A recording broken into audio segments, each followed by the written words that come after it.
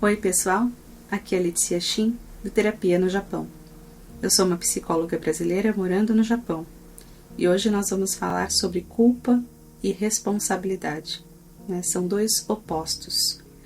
E na perspectiva de Melanie Klein, a culpa tem relação com um estado mental onipotente, uma perseguição cruel que acontece, um ataque a si mesmo ou a quem quer que seja que você coloque nesse sentido de culpado por um problema. A base da culpa é negativa, é destrutiva. Você não ganha nada com ela, a não ser maus tratos, a não ser um adoecimento psíquico. Você não sai do lugar. A culpa ela tem o objetivo de destruir, de corroer, consumir o próprio eu, ou a pessoa que você coloca como culpado ou culpada. Então a culpa corrói, destrói, consome e se torna um tipo de perseguição. O seu oposto é a responsabilidade. Na responsabilidade existe um estado mental mais realista, que se associa a sentimentos de remorsos, de perdão, de reparação. Reparação é a palavra-chave, eu vou consertar as coisas, eu vou resolver, eu vou reparar, eu vou reconstruir, eu vou fazer alguma coisa com isso. Então a culpa, ela vai na direção de uma perseguição, um ataque a si mesmo ou ao culpado, e a responsabilidade vai em direção contrária, ela segue um caminho que gera trabalho, ocupação. A responsabilidade ela tem um viés positivo, construtivo, porque o trabalho da responsabilidade é reparar, compensar o outro, recuperar, restaurar. Então, o que pode ser feito? Ela te coloca em movimento. Essa é a diferença da responsabilidade. Já na culpa, o que é cultivado dentro de si ou projetado no outro é um mal-estar, uma angústia, é aquela sensação de que você está preso naquilo, naquela cena, você não sai do lugar, não há um movimento, não há um progresso, uma situação psíquica que evolua, você fica preso, se remoendo, parecido também com o ressentimento que a gente ainda vai falar. A culpa, ela é uma forma cruel de perseguição, ela é incessante, ela não para, tudo gira em torno disso, daquela situação, daquele fato que ocorreu que você não consegue resolver. A responsabilidade, ela não é tão persecutória, mesmo que envolva uma dor, um sofrimento, ela é sentida de uma maneira mais tolerável, então, muito mais tolerável do que a culpa. Então, a responsabilidade tem uma base positiva porque ela visa se ocupar de cuidar, de resolver aquilo, resolver o dano causado, reparar. Para Klein, a posição depressiva é uma porta aberta para a possibilidade de elaboração da culpa. É assim que ela pode ser vivida como responsabilidade. Como assim posição depressiva? Porque a Klein fala de duas posições que a gente oscila. E quando a gente está mais integrado, a gente está na posição depressiva. É uma posição mais madura, mais fortalecida do ego. Não tem a ver com uma depressão em si. E a posição esquizoparanoide é quando a gente está fragmentado, digamos assim, sem direção, perdido, a gente age sem pensar. Esquizoparanoide é quando você não está com o seu ego totalmente integrado. Então, para Klein, quanto mais integrado, mais maduro você tiver, então você perde a onipotência, que é a base da culpa. Essa onipotência, o que é a onipotência? Aquela arrogância da gente achar que a gente tem o controle sobre tudo, sobre todos. Então, se o meu marido me traiu, a culpa é minha. Você pensa que o outro não tem responsabilidade, direito de escolha, desejos, enfim, as ações dele, tudo se resume a mim, fui eu que causei algo. Então, isso é uma onipotência, você achar que você tem o controle de tudo e todos, pensamentos, desejos, sentimentos, enfim, aconteceu um terremoto, lá caiu tudo, mas a culpa é minha porque eu não tirei meus coelhinhos da casa, devia ter tirado. Então, não é bem assim, tem coisas que ocorrem que não está sobre o seu domínio, essa que é a questão. E quanto mais maduro, mais integrado, mais você tem consciência dessa perda dessa onipotência. Você sabe que você não consegue controlar tudo e todos.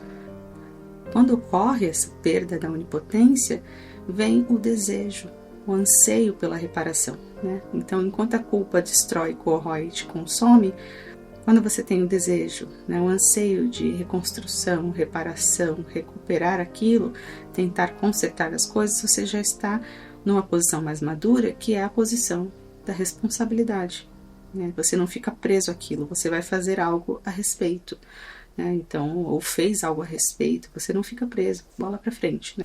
Então, são dois tipos, né, de posicionamentos diante de uma situação. É como se a gente pudesse enxergar, né, duas saídas, ou até mesmo uma primeira fase e uma segunda fase, né? A primeira fase pode ser essa fase da culpa, e depois ela é transformada em responsabilidade. É quando eu vou partir para a ação, eu vou fazer alguma coisa a respeito. Eu não vou ficar presa, ruminando aquilo dentro de mim, alimentando apenas pensamentos. Eu vou fazer alguma coisa, tomar uma atitude e deixar cair a minha onipotência, achando que eu controlo tudo, né, que eu posso resolver tudo. Também nem tudo está, né, em nossas mãos. Então, às vezes, a gente tem essas situações de onipotência, que a pessoa acaba achando que tem culpa por tudo, né, responsabilidade por tudo. As situações mais comuns, né, mais frequentes que a gente percebe de onipotência, né, quando a culpa está agindo ali, a gente acha que tudo dependia da gente. Essa situação de traição, né, meu marido me traiu, a culpa é minha, ou minha esposa me traiu, a culpa é minha. Ah, meu filho está usando droga, eu falhei, a culpa é minha. Poxa, meu pai foi embora de casa, acho que nós somos péssimos filhos. Vem sempre alguma coisa, né, que faz com que a pessoa abrace aquilo como uma situação que ela poderia dar um jeito, que ela poderia resolver tudo. E quando acontece isso, né, quando você se culpa por algo que o outro fez, você retira a responsabilidade, né, a liberdade de escolha deste outro. Então, o primeiro passo em direção à cura também, a gente pode pensar que é aceitar que o outro seja capaz de cometer erros, de fazer as próprias escolhas, porque o outro, ele é um organismo vivo, individual, separado de mim. É um ser humano com a própria subjetividade em movimento.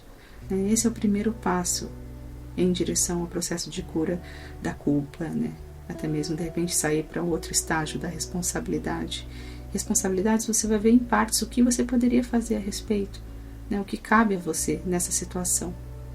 Então, às vezes, né, pai e mãe vão e tentam internar o filho numa instituição para recuperação, para, né, desintoxicação. Eles fizeram a parte deles, né? O filho vai ter que fazer a parte dele também. Então, nunca é somente um lado que vai ter ali 100%, né, da responsabilidade sobre algo. O mais importante é recuar dessa posição onipotente da culpa, porque a culpa não repara, né, ela não reconstrói nada, né, ela só destrói, porque a culpa só corrói, maltrata, né, ela não tem nenhum objetivo de trabalho psíquico positivo, né, ela é negativa. O objetivo dela é perseguir, né, e consumir, destruir o próprio eu.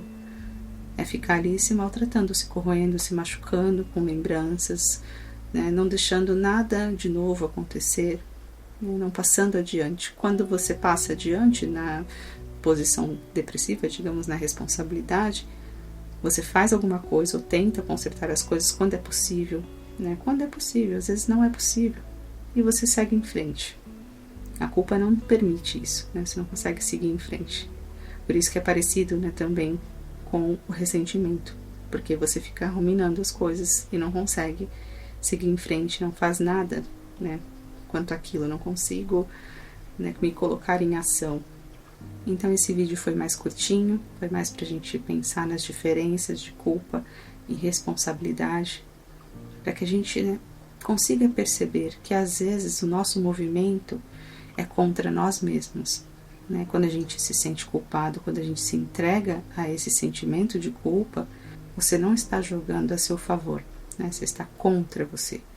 Então você está jogando contra quando você permite que a culpa tome conta da situação. Ou quando você também joga a culpa no outro, né? Então não ocorre algo positivo, um processo que vai elaborar, tentar reparar, reconstruir, como na responsabilidade, que vamos fazer algo a respeito, né? A culpa não permite que nada seja feito.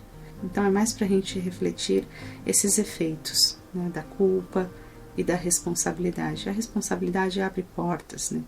Ela faz você reconstruir, reparar aquele dano causado. Puxa vida, quebrei o secador da minha amiga ou da minha irmã.